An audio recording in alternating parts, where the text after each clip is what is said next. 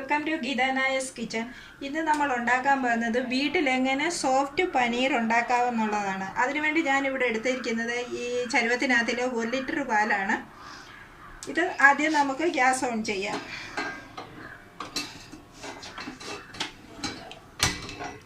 പാല് തിളയ്ക്കട്ടെ.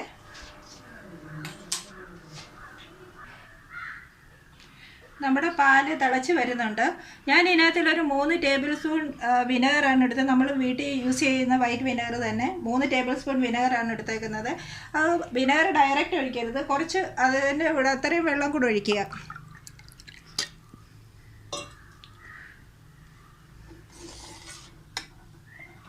ഫ്ലെയിം കൂട്ടി വെക്കണം.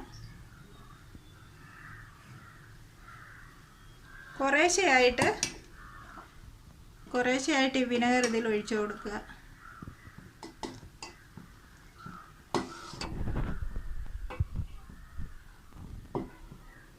അഥവാ നിങ്ങൾ ഒഴിക്കുമ്പോൾ പിന്നെ ഇത് കട്ടിയാകുന്നില്ലെങ്കിൽ ഒന്നും വിഷമിക്കേണ്ട. കുറച്ച് വിനെഗർ വെള്ളം ചേർത്ത് കുറച്ച് വിനെഗറും കൂടെ എടുക്കണം. അത് അതിൻ്റെ അർത്ഥം പോരാന്നുള്ളതാണ്.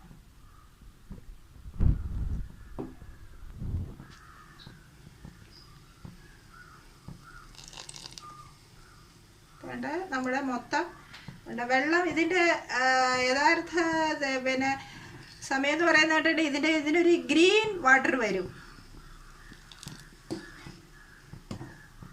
ഇതിൻ്റെ പരുവെന്ന് പറയുന്നത് അതാണ്, ഗ്രീൻ വാട്ടറാണ്. നമ്മുടെ പനീർ റെഡിയായി. ഇതിലോട്ടൊരു ശകലം തണുത്ത വെള്ളം കൂടെ ഒഴിച്ചു കൊടുക്കാം. ഇത് ഞാൻ ഫ്രിഡ്ജിൽ നിന്ന് എടുത്ത വെള്ളമാണ് ഒഴിച്ചത്, ശകലം കുറച്ച്.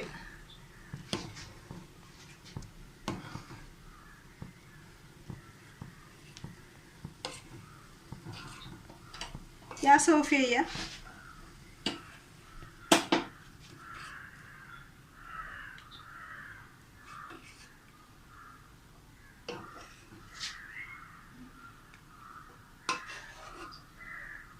ഇനി നമുക്കിതൊരു പാത്രത്തിലോട്ട് മാറ്റാം. ഇത് അരിക്കാൻ വേണ്ടി വയ്ക്കാൻ ഞാൻ അടിക്കൊരു ചരുവം വെച്ചിട്ടുണ്ട്. എന്നിട്ട് ഇതുപോലെ ഒരു അരിപ്പ, നിങ്ങളുടെ കയ്യിൽ ഈ അരിപ്പ ഇല്ലെങ്കിൽ അരിയൊക്കെ ഇടയുന്ന ഇടച്ചിലില്ലേ, അത് വെച്ചാലും മതി. എന്നിട്ട് അതിന് ശേഷം നമുക്ക് ഈ ഒരു തുണി ഇതിലിടാം. എന്നിട്ട് ഇങ്ങനെ വെച്ചിട്ട് ഈ പനീർ ഇതിനകത്തോട്ട് ഒഴിക്കണം.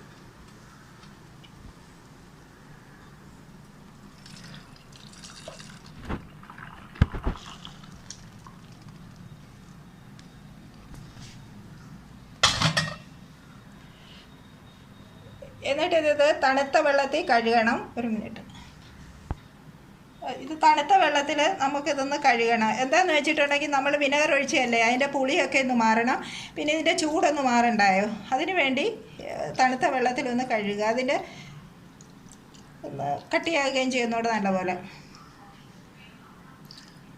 ഫ്രിഡ്ജിലെ വെള്ളമാണിത്. എന്നിട്ട് നമുക്കിതൊന്ന് ടൈറ്റായിട്ട് കെട്ടണം.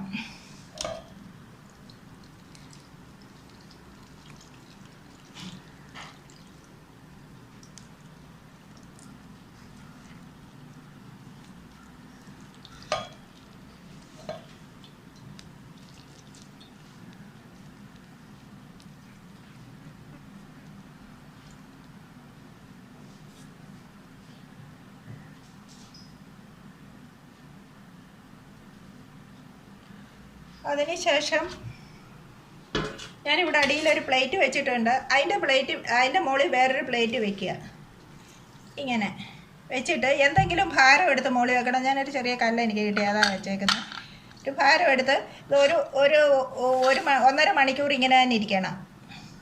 നിങ്ങളുടെ കയ്യിൽ അത് ഭാരം വെക്കാനില്ലെങ്കിൽ എത്രയോ വെള്ളം എടുത്ത് നമ്മൾ പാലെടുത്തതെന്ന് വെച്ചിട്ടുണ്ടെങ്കിൽ ആ ചരുവത്തിൽ തന്നെ അത്രയും വെള്ളം ഒഴിച്ചതിൻ്റെ മുകളിൽ വെച്ചിരുന്നാൽ മതി. അത് ഒരു 1.5 മണിക്കൂർ ഇരിക്കണം. അത് കഴിഞ്ഞ് നമുക്ക് നോക്കാം. നമ്മുടെ ഇതിപ്പോൾ 1.5 മണിക്കൂർ കഴിഞ്ഞിട്ടുണ്ട്. നമ്മുടെ പനീർ റെഡി ആയിട്ടുണ്ട്. വേണ്ടേ, അപ്പം ഇതൊരു 150 ഗ്രാം പനീർ നമുക്ക് കിട്ടിയിട്ടുണ്ട്. 150 ഗ്രാം പനീറുണ്ട് ഇത്.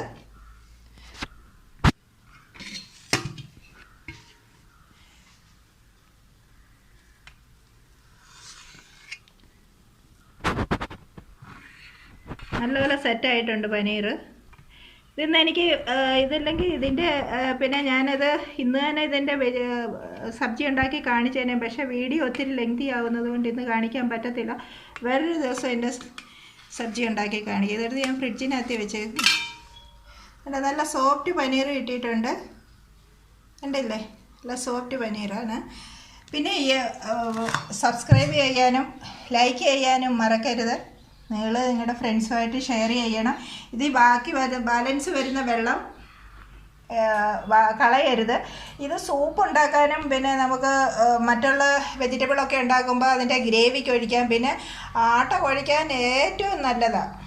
ഇത് ഒരിക്കലും കളയരുത്. ഈ വെള്ളം യൂസാക്കണം. ഈ പനീർ വെള്ളത്തിലിട്ട് നമുക്ക് 5 ദിവസം വരെ ഫ്രിഡ്ജിനകത്ത് വെക്കാൻ പറ്റും. ഇതിപ്പം ചീത്തയാകാതിരിക്കണമെങ്കിൽ വെള്ളത്തിൽ ഇട്ട് വെക്കണം. ഇടയ്ക്കിടയ്ക്ക് വെള്ളം മാറിക്കൊണ്ടിരിക്കണം. അത്രയേ ഉള്ളൂ. 5 ദിവസം വരെ കേടുകൂടാതെ നമുക്ക് ഫ്രിഡ്ജിനകത്ത് വെച്ചേക്കാൻ പറ്റും. പിന്നെ നിങ്ങൾ എപ്പോഴും പനീർ ഉണ്ടാക്കാൻ ഉപയോഗിക്കുന്നത് പിന്നെ ക്രീമുള്ള മിൽക്ക് തന്നെയാണ് നല്ലത്. ക്രീം എടുത്ത മിൽക്ക് ആവരുത്. ഇത്ര എന്നെങ്കിലേ പനീർ സോഫ്റ്റ് ആവത്തുള്ളൂ. Thank you for watching. വേറൊരു വീഡിയോ ആയിട്ട് വീണ്ടും കാണാം.